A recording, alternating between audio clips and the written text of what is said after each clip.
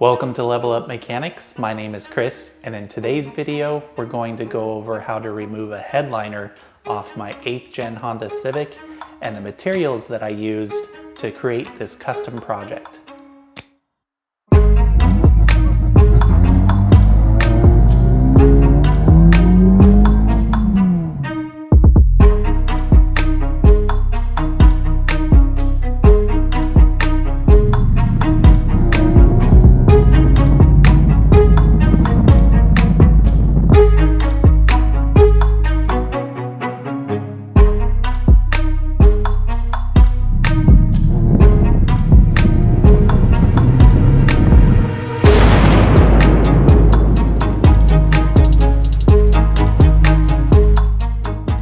Since this is the first time I've ever had to actually reupholster or rewrap a headliner assembly, I didn't really want to make an instructional video just because this is my first time. I'm a noob.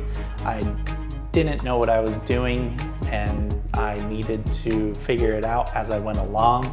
However, there are a ton of YouTube videos that are available that go into great lengths on how to remove headliner material, clean and prep the headliner, and apply new fabric.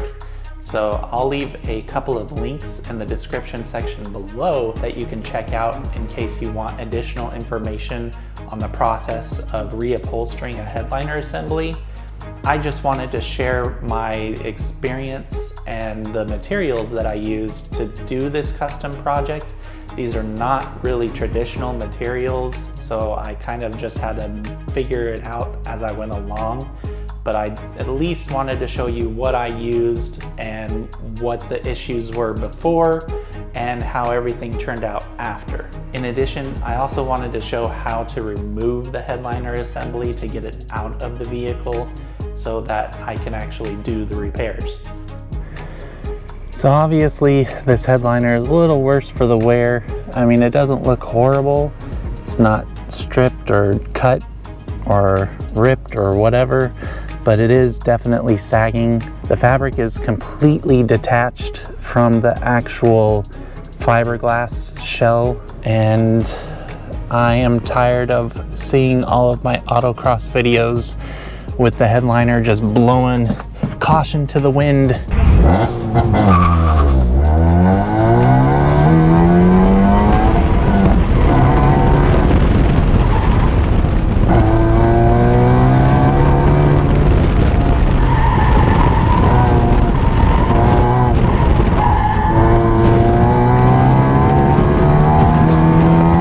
Alright, so as far as rewrapping the headliner is concerned, if we get into the vehicle here, we are going to need to take off all of the pillar trim covers. So the A-pillar on both sides will need to be removed.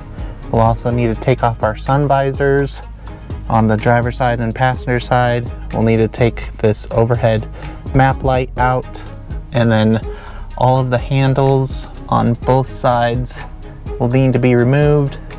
B-pillar will need to be removed. C-pillar trim over here will need to be removed.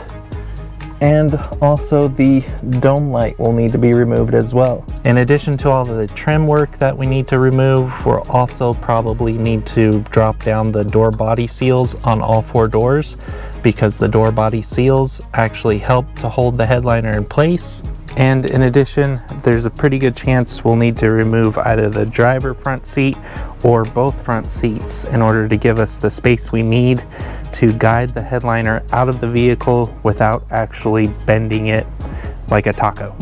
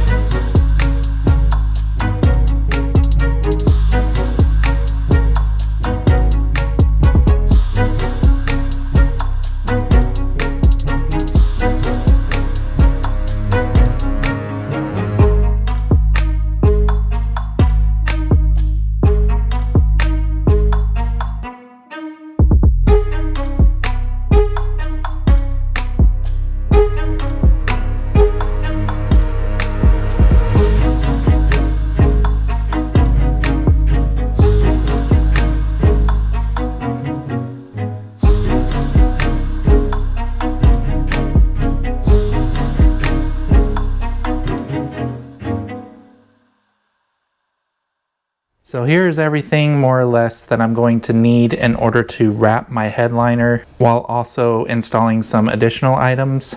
So if we start from the left, right here, this is my bed cover that I purchased on the internet somewhere. I'll see if I can provide a link in the description section below for everything that you see here. This duvet cover, I believe, is a twin size bed sheet style cover.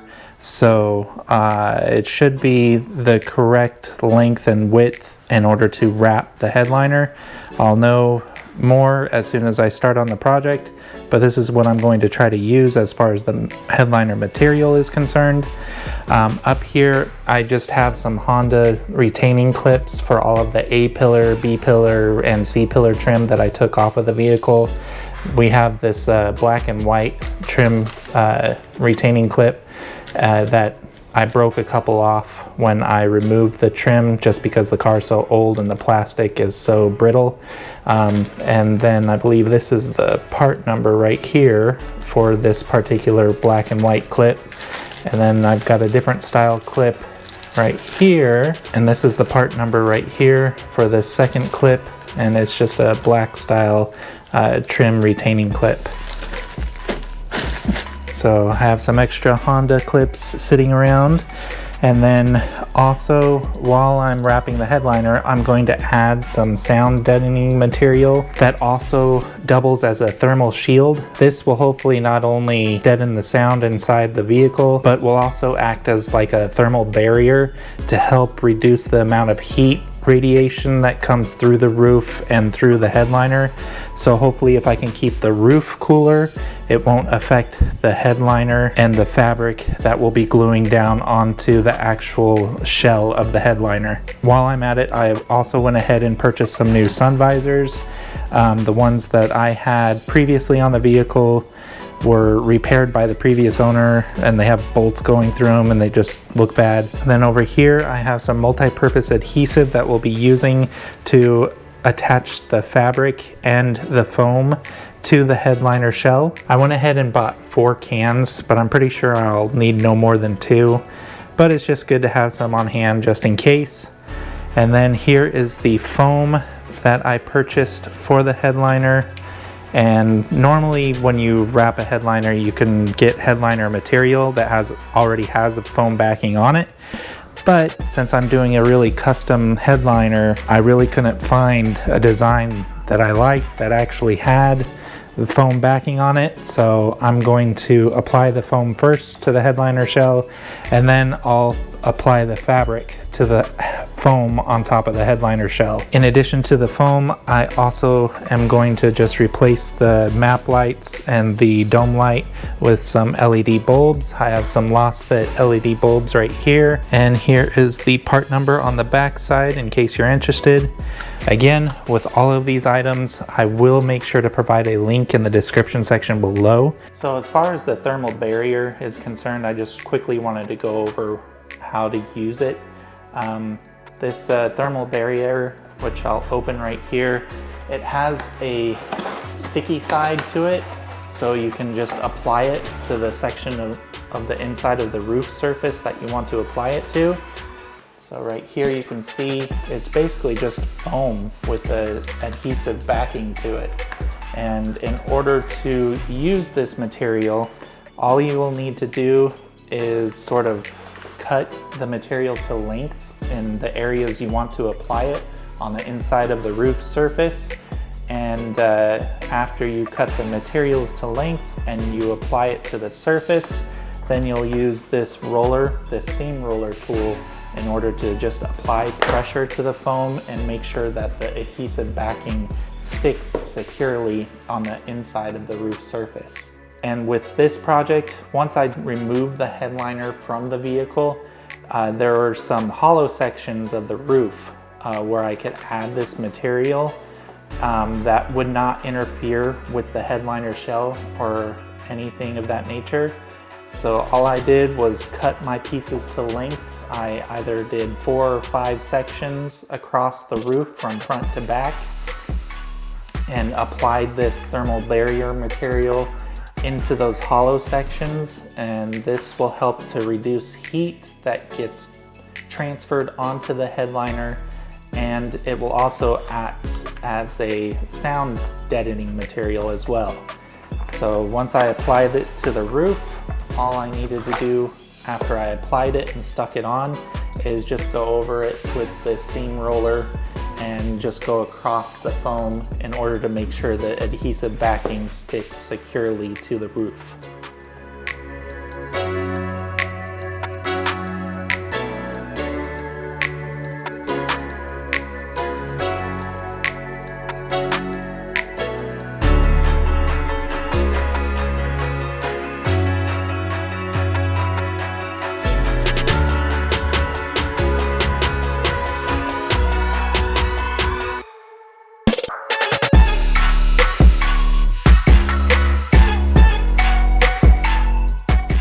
So in the end, I'm very happy with the results of this headliner upgrade. Obviously, if I hired a professional to do this, I would probably yield much better results. However, for what it's worth, the money that I spent and being able to fix a droopy headliner, it came out really well, and I'm really happy with the results that I achieved, especially when using non-traditional headliner materials. If you have any questions in regards to this project, leave them in the comment section below and I'll get to them as soon as I can. Don't forget to like this video if you thought it was useful, and make sure to subscribe if you want to see future content on the 8th Gen Honda Civic. I appreciate your time, and I'll see you guys in the next video. Later.